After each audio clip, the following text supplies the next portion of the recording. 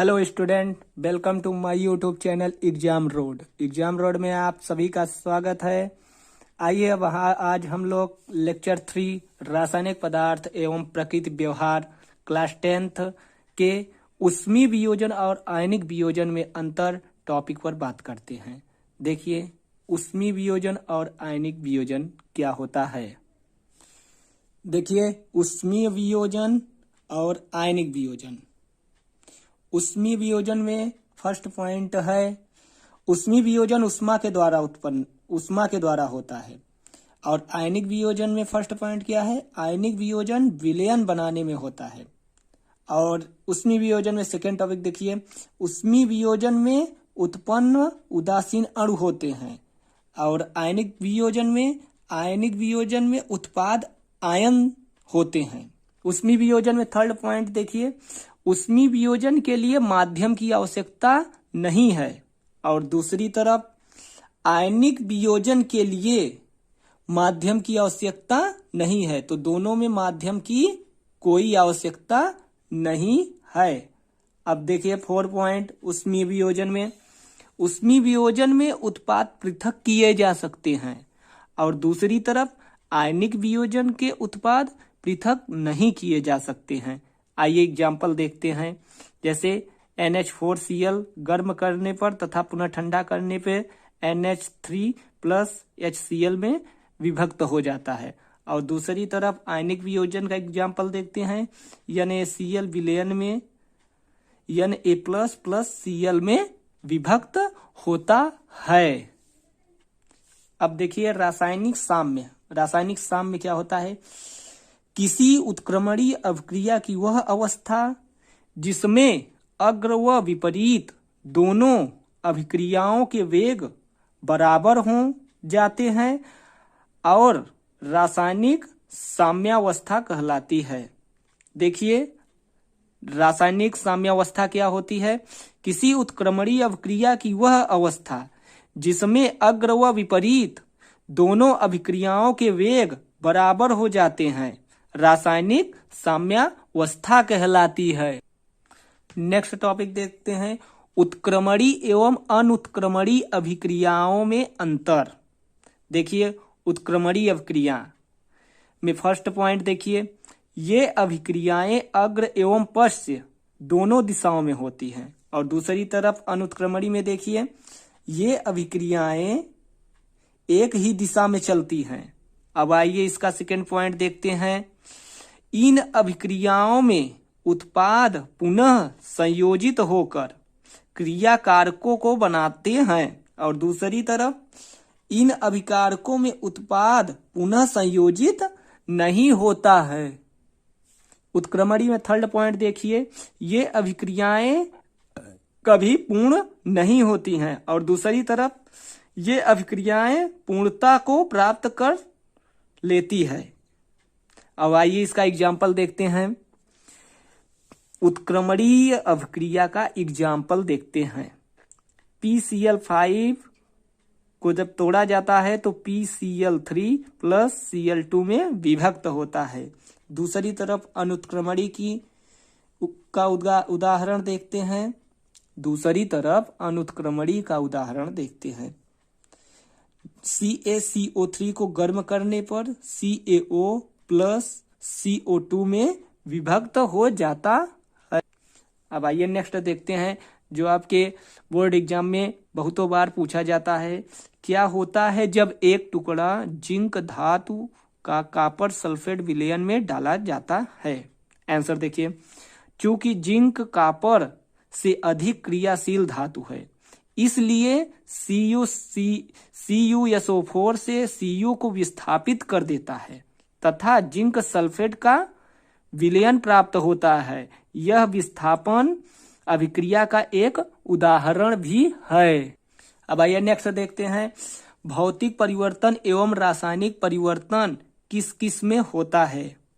पहला देखिए, गर्म करने पर मोम का पिघलना, यह एक भौतिक परिवर्तन होता है, क्योंकि इसमें मोम ही की केवल भौतिक अवस्था जैसे ठोस से द्रव में बदलती है।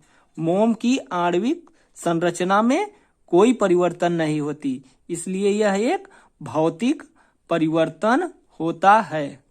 दूसरी तरफ देखते हैं मोमबत्ती का जलना। मोमबत्ती का जलना यह एक रासायनिक परिवर्तन है, क्योंकि मोम की ऑक्सीजन के साथ रासायनिक अभिक्रिया से नए पदार्थ CO2 तथा H2O बनता है। देखिए नेक्स्ट है भोजन का पाचन। भोजन का पाचन रासायनिक परिवर्तन है, क्योंकि पाचन क्रिया में अनेक रासायनिक अभिक्रियाओं द्वारा भोजन के यौगिक नए यौगिकों में परिवर्तित हो जाते हैं, इसलिए यह एक रासायनिक अभिक्रिया है। इसलिए यह एक रासायनिक परिवर्तन है। अब नेक्स्ट देखते हैं सूक्ष्म चूने को जल में मिलाने पर जल का गर्म हो जाना। यह एक रासायनिक परिवर्तन है, क्योंकि चूना CaO तथा जल H2O के रासायनिक संयोग से नया पदार्थ CaOH का होल ट्वाइस बनता है। अब आइए नेक्स्ट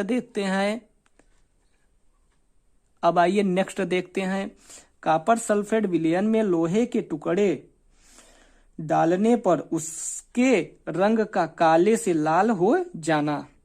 रासायनिक परिवर्तन है, यह एक रासायनिक परिवर्तन है, क्योंकि कॉपर सल्फेट के विलयन से नया पदार्थ कॉपर बनता है, जो लोहे के टुकड़ों पर एकत्र हो जाता है।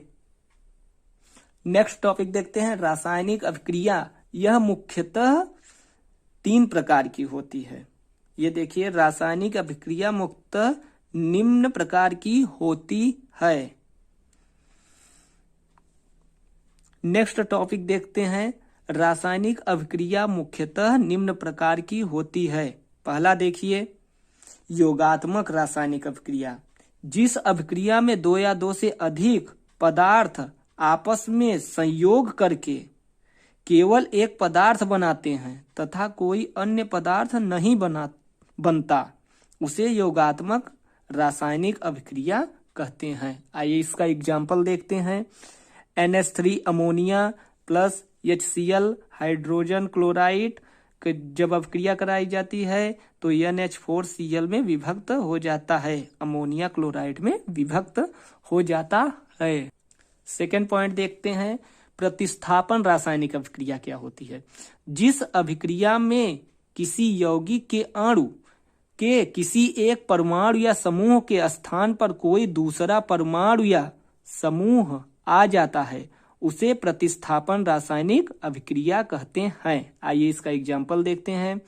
H2SO4 प्लस ZN, यहाँ पर ZN द्वारा H2 का विस्थापन होता है। जब अभिक्रिया कराई जाती है तो ZnSO4 प्लस H2 प्राप्त होता है। अब नेक्स्ट देखते हैं थर्ड पॉइंट क्या है। थर्ड टॉपिक वियोजन अभिक्रिया।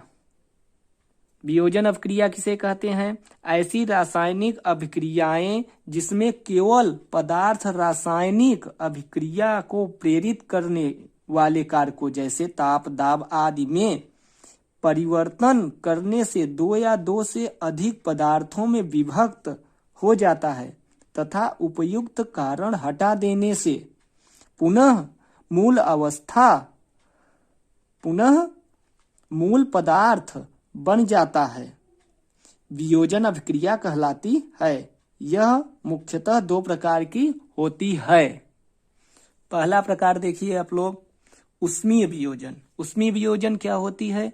जब किसी यौगिक को गर्म करने से उसके अणु 2 या 2 से अधिक छोटे अणुओं में परिवर्तित हो जाते हैं और ठंडा करने पर वे फिर से मिलकर मूल यौगिक बनाते हैं तथा इस अभिक्रिया को उष्मीय अथवा तापीय वियोजन कहते हैं।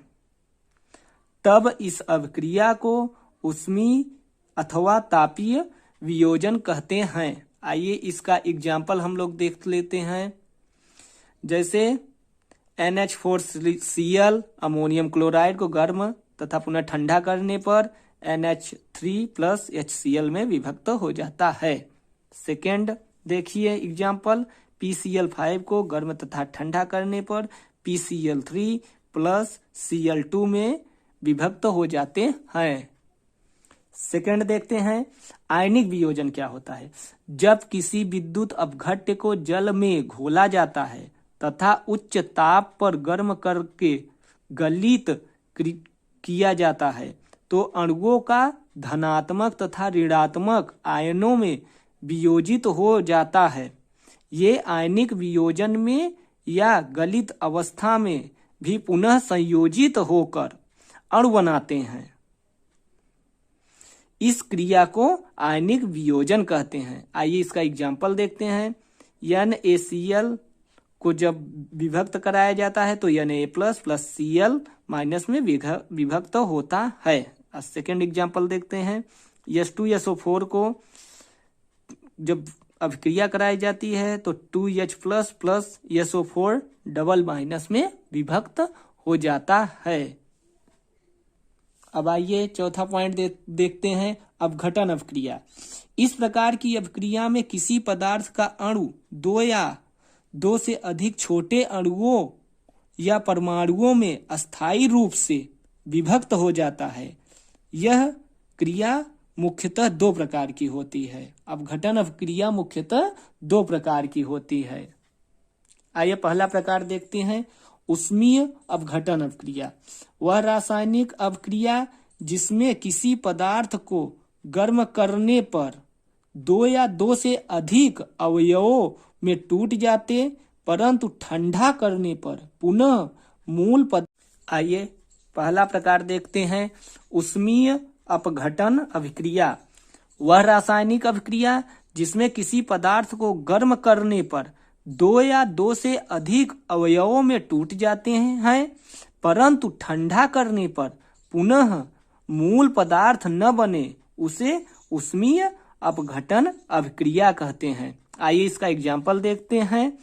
जैसे 2HgO मरकरी ऑक्साइड को जब गर्म कराया जाता है तो 2Hg mercury plus oxygen gas में विभक्त हो जाता है। सेकेंड देखते हैं, विद्युत अपघटन अभिक्रिया। इस प्रकार की क्रिया किसी विद्युत अपघट्य के विलयन या गलित अवस्था में विद्युत धारा प्रवाहित करने से होती है। इसी को विद्युत अपघटन अभिक्रिया कहते हैं। आइए इसका एग्जाम्पल देखते हैं। 2H2O को जब अभिक्रिया कराई जाती है तो 2H2 प्लस ऑक्सीजन उत्सर्जित होती है। जैसे 2NaCl को जब अभिक्रिया कराई जाती है, तोड़ा जाता है तो 2Na प्लस Cl2 में विभक्त होता है। पांचवा पॉइंट है, देखिए उभय अपघट्य क्या होता है। जिस रासायनिक अभिक्रिया में यौगिकों के आयनों या अवयवों की आपस में अदला बदली होकर नए यौगिक बनाते हैं उसे उभय अपघटन अभिक्रिया कहते हैं। एग्जाम्पल देखिए, जैसे AgNO3 silver nitrate plus NaCl sodium chloride को जब अभिक्रिया कराई जाती है तो AgCl silver chloride plus NaNO3 sodium nitrate प्राप्त होता है।